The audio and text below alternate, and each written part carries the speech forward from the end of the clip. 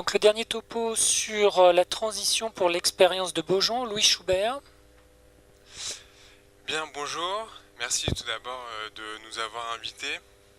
Je m'appelle Louis Schubert, je suis un des anciens internes du service de gastro-entérologie adulte de l'hôpital de Beaujon. Et aujourd'hui, on va s'intéresser à la transition en fait entre les centres de nutrition parentérale pédiatrique vers un centre de nutrition parentérale adulte. Tout d'abord, un petit peu de littérature. Ça, c'est une revue de la littérature qui a paru dans Goethe en 2017. Oula, il y a des petits soucis, hein. Peut-être interdit au moins de 10 ans, je sais pas. Chez, par exemple, les transplantations d'organes solides, donc, et chez les patients avec des greffons de reins, on voyait si la transition n'était pas standardisée, c'est-à-dire sans coordinateur de soins, sans éducation thérapeutique, qu'il y avait une augmentation de la perte des greffons dans les premières années suivant la transition. Pareil pour les greffons hépatiques où Annunziato retrouvait une augmentation de la mortalité essentiellement par une mauvaise observance des thérapeutiques immunosuppressives. Un petit papier concernant les Mickey qui retrouvait aussi une augmentation du risque de chirurgie du fait d'une mauvaise observance thérapeutique dans les années qui suivaient la transition dans ce centre de pédiatrie centre adulte. Aussi dans la maladie cœliaque, une mauvaise observance qui amène à un régime mal suivi, des carences et donc une anémie, une ostéopénie.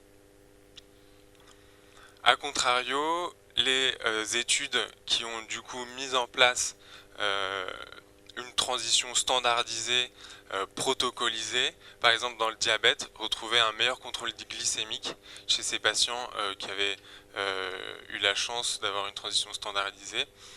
C'était essentiellement mesuré par l'HbA1c, donc une HbA1c qui était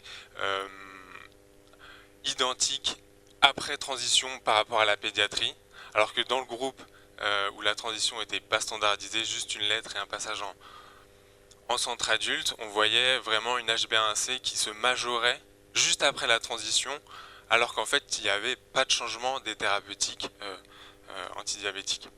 Pareil pour l'arthrite juvénile, une augmentation de la qualité de vie. Et je vais m'attarder un petit peu sur cette dernière étude, sur des greffés rénaux aussi, qui est apparu dans le BMJ. C'était en fait deux groupes.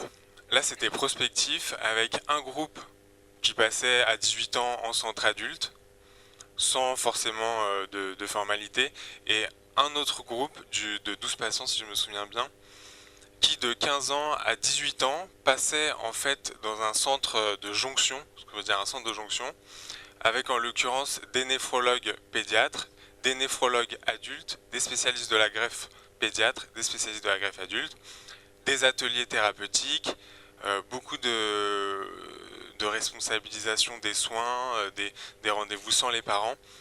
Et la différence était assez significative avec dans un groupe, le groupe qui avait fait une transition standardisée sur 12 patients, il n'y avait aucun rejet de greffe dans les 3 premières années, que ce soit les rejets de greffons subaigus ou chroniques.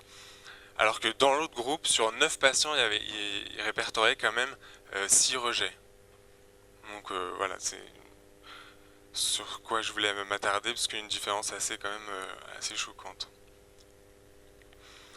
Donc nous, notre but de l'étude, c'était simplement d'évaluer le devenir de ces patients qui étaient suivis en pédiatrie et qui sont maintenant suivis dans notre centre de nutrition parentale adulte à Beaujon. La méthode, on a inclus donc des patients qui avaient plus de 16 ans, qui étaient sous nutrition parentale lors de la transition pour une insuffisance intestinale chronique, et on a récupéré les données de façon rétrospective en allant regarder dans les dossiers. Les caractéristiques des patients, donc ils provenaient des 3 grands centres parisiens de pédiatrie. 44 patients, une majorité d'hommes, un âge moyen de la cohorte à 29 ans.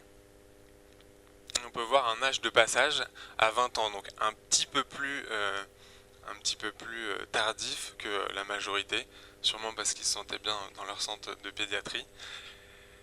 Et les photos sont un petit peu des clichés, mais au moins les filles ont des robes bleues. Je pense que... De quelle pathologie étaient atteints les patients? Donc essentiellement des troubles moteurs, représentés par les POAC, un tiers de syndrome de Grelle-Court, essentiellement par des volvulis, et une minorité de pathologies épithéliales. Le résultat, c'est que finalement, après passage, la majorité des patients sont restés sous nutrition parentérale avec simplement une adaptation au gré du temps de cette parentérale, en augmentant les volumes, en baissant les volumes. Une mise quand même de 9 patients sous GLP-2. Le GLP-2, c'est un facteur de croissance des villosités intestinales qui est censé augmenter la surface d'absorption et donc baisser les besoins de nutrition parentérale. Malheureusement, 7 patients sont décédés, quelques patients ont pu être sevrés, et donc on va s'attarder sur ces patients sevrés. 3 patients sevrés, donc 7%, 2 sevrés grâce au GLP-2, c'était, si mes souvenirs sont bons, 2 patients en syndrome de Grelle-Court à peu près 50 cm, avec 50 cm de grêle restant. Un patient greffé, et sevré de la nutrition parentérale, greffé et encore en vie actuellement. C'était un patient qui avait une POAC myogène. Et la survie, malheureusement, les 7 décédés étaient soit des décédés en post-greffe immédiat, soit des décédés de septicémie. Malheureusement, je crois que les 3 étaient décédés d'une septicémie à la porte d'entrée cutanée sur le cathéter. La croissance, donc finalement, est-ce que ces jeunes patients sous nutrition parentérale ont pu bien grandir?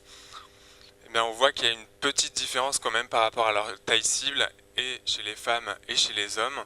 Et on voit aussi qu'ils ont un indice de masse corporelle un petit peu plus bas que la population française d'à peu près le même âge. Et ça se retrouve aussi chez les hommes.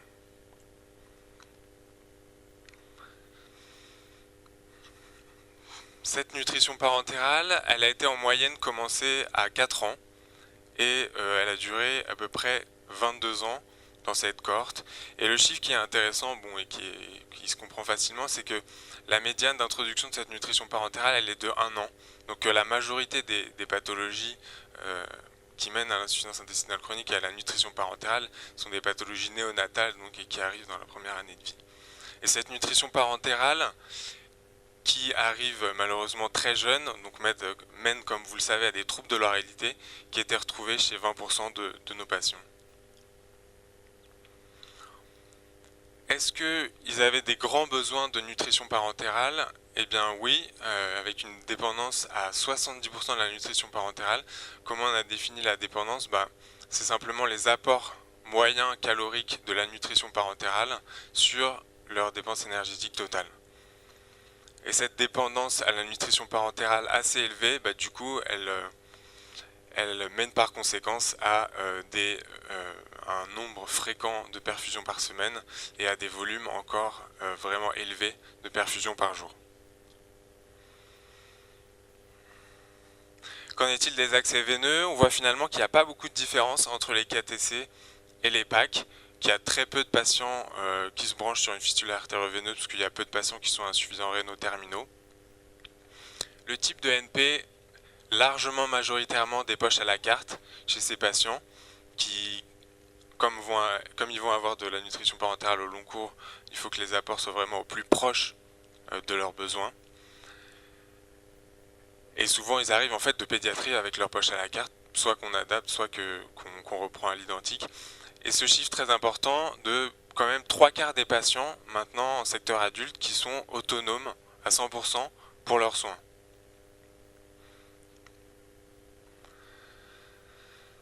Alors il y a un petit souci, peu importe. Du coup les complications qu'on pourrait attribuer à la nutrition parentérale, donc les complications hépatiques, finalement on n'a pas retrouvé de lien entre la durée de nutrition parentérale et les stades de fibrose hépatique. Chez les quelques patients chez qui on avait fait une PBH pour des perturbations du bilan hépatique. Il y avait peu d'insuffisance rénaux chroniques et de toute façon modérée, une dépendance aux opiacés et un suivi psychiatrique qui était quand même relativement important. Les données sociales, du fait de ces pathologies quand même assez contraignantes, est-ce que les patients travaillaient? Eh bien oui, il y en a beaucoup qui travaillaient. Il y en avait 34% sans emploi par rapport à une moyenne française du même âge de 22%. Donc 10% de plus que la population française était sans emploi, mais quand même beaucoup travaillaient. Et c'est une corollaire en fait aussi de cette pathologie et de ces perfusions qui sont quand même assez contraignantes, c'est que est-ce qu'il y avait un impact social de cette pathologie? Eh bien oui, beaucoup moins de ces jeunes patients étaient en couple que la population française à peu près du même âge. Voilà, donc pour conclure, on va dire que le passage d'un secteur de pédiatrie en secteur adulte est quand même un moment charnière, un moment très important qu'il faut évidemment préparer et avec du temps. Que l'hépatopathie, d'après cette petite étude rétrospective, ne semble plus être un problème, sûrement du fait qu'on manie mieux la parentérale de nos jours. Chiffre important que l'autonomie pour les soins, elle est très importante, mais que finalement ça impacte quand même leur vie sociale. Et voilà, aussi que le sevrage reste possible. Voilà une idée un petit peu message d'espoir, que le sevrage reste possible encore en secteur adulte pour quelques patients, soit sûrement par le GLP2. Voilà. Je remercie donc toute l'équipe de Beaujon, Francis Cajoli et Claude Villain, l'infirmier coordinateur du centre de nutrition parentale à domicile.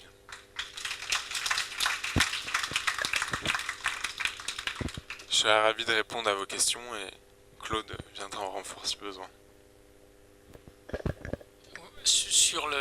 Ce qui est intéressant dans la transition, c'est l'acquisition de l'autonomie, puisque 75% des patients adultes sont autonomes. Est-ce que vous avez un peu regardé dans le détail la façon dont ils ont acquis cette autonomie, donc dans la période préalable en pédiatrie, à partir de quel moment les parents se sont moins investis, parce qu'ils sont relativement âgés quand même, hein, ils ont 20 ans, je ne sais pas si c'est la moyenne ou la médiane, donc ils ont un peu plus tendance à rester en pédiatrie plus longtemps que l'âge civil. Donc est-ce que ce travail d'autonomisation a commencé déjà dans les centres pédiatriques, et puis est-ce que vous avez un petit peu de détails sur le déroulé, ou c'est plutôt en fait à Beaujon que vous avez fait sur ce travail, donc j'imagine avec l'équipe d'infirmiers de coordination, parce que c'est la différence majeure entre le secteur pédiatrique et le secteur adulte, c'est que souvent ils quittent non seulement l'hôpital mais le nid familial. Alors maintenant, les centres pédiatriques essaient de former, de nous, entre guillemets, nous passer des enfants déjà formés la plupart du temps, ce qui nous facilite bien les choses. Et on essaye la plupart du temps de ne pas modifier bien sûr leur protocole pour ne pas les perturber. Mais autrefois, il y a eu des enfants qui n'étaient pas autonomes et qu'on a réussi à autonomiser, et d'autres pour lesquels on n'a jamais pu parce qu'ils n'avaient pas, par exemple, les capacités intellectuelles de réaliser le soin et juste d'agir en cas d'urgence, et auquel cas on a fait intervenir des infirmiers.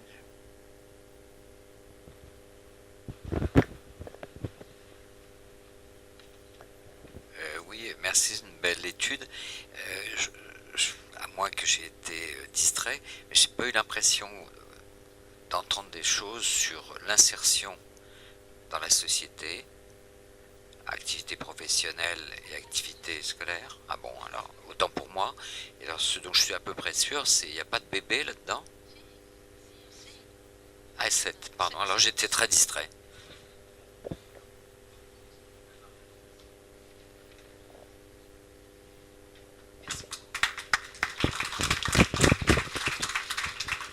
Bien, merci pour la session scientifique est terminée. Je repasse la parole à Jean-Pierre.